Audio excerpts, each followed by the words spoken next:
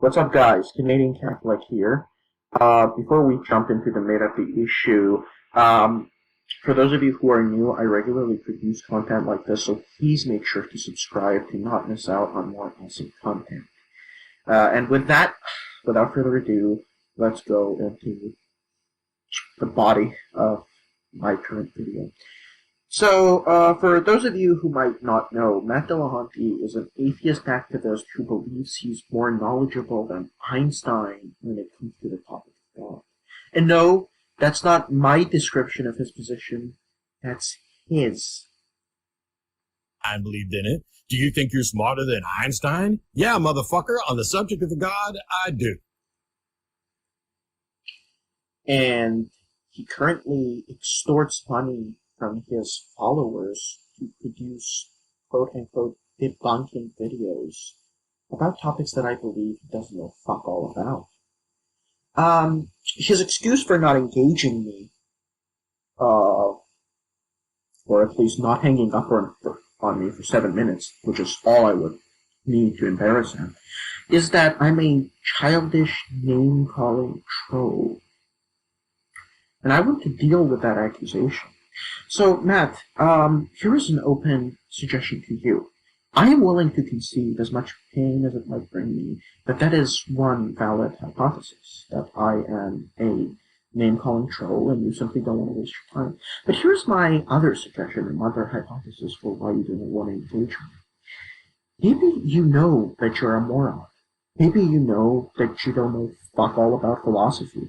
Like, do you remember when you were caught Googling terms I was talking to you about?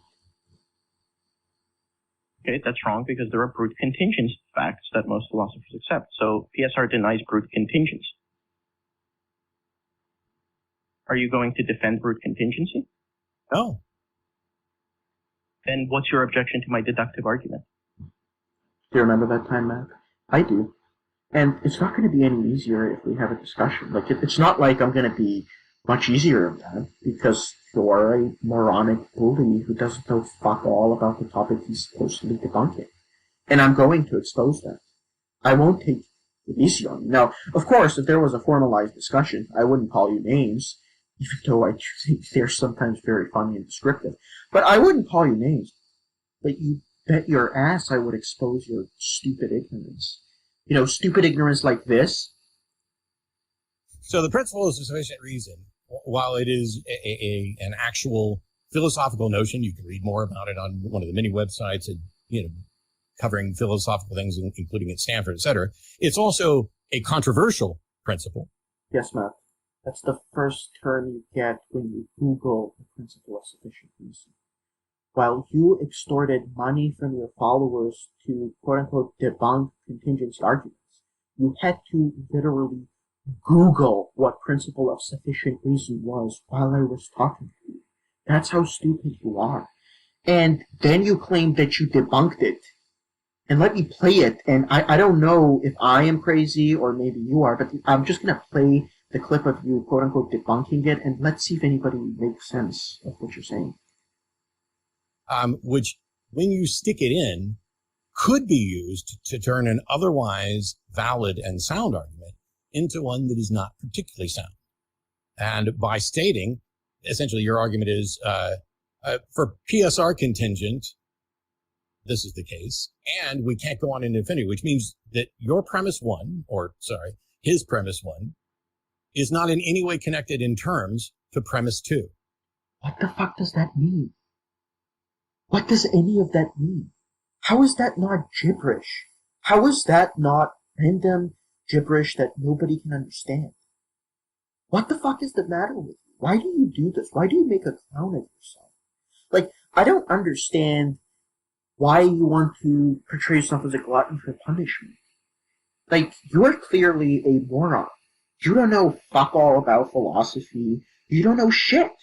You're just a stupid person with a microphone who's angrily screaming at people that don't know more than them. And if on rare occasion someone who knows more than you, like me, waste their time to call into your show, you just pretend that you won. How the fuck does any of that make sense? I challenge any of your cronies to explain what you just said in any way they want. How is that not just a bunch of gobbledygook? Okay? So here's my hypothesis, and I'm simply going to outline for you. This is my second hypothesis. We all know your hypothesis. Your hypothesis is that I'm not worth your time, but here's my hypothesis. My hypothesis is that you're actually smarter than most people suspect. You know how stupid you are, and you know that in a discussion with me, you'd get embarrassed. And there is no way that I would let you off the hook if I was allowed to open my mouth and you said such nonsense like you just spouted in that video. So I will let your followers decide, but here's my challenge to you. Allow me to call into your atheist experience for 9 minutes. 9 minutes uninterrupted. You have my word. I will not call you any kind of names. I'll call 9 minutes into the atheist experience. We can time it, not including the introduction, and hopefully you won't interrupt me. And let's see if you can last against me in those 9 minutes, or are you just another fraud? And that will finally prove who's who. I'm not even asking you for like a separate debate. I'm not asking you for anything. I just want 9 minutes to call into your show uninterrupted, and I pledge I won't call you names, and let's engage. I suspect that you know you're a moron. I suspect you know that you would get owned any time you open your fucking mouth, right? Because you are a bully. You sit down and you embarrass good, honest people who are sometimes mentally ill for gain, and you extort money from your followers to produce videos on subjects you need to fucking Google when I'm talking, right? So, Matt, I'll let the viewers decide which of the hypotheses is correct. But as for now, I just want to ask your followers, I want to address your followers, why do you believe that this guy is smart? Seriously, there are so many atheist and even anti-theist philosophers that are so much more smarter than this individual, right?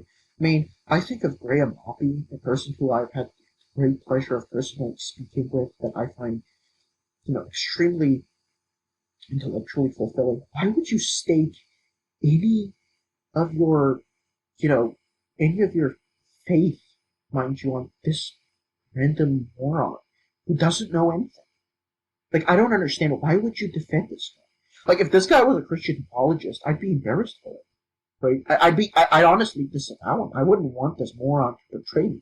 So I don't understand why the atheist community of Texas or whatever place you guys are listening to are promoting this guy as anything but a stupid joke or some kind of comedian. Right? He's obviously a moron. Okay? Alright. So anyways, that's it for me. For those of you who might want to engage seriously, I'm more than happy to hold discussions or debates with you guys. So let me know if any of you care for it, about a discussion. The topics I generally engage with would be something concrete. Like, I wouldn't want something super vague, something like, is there sufficient proof of biblical miracles, or something like that. That's kind of vague.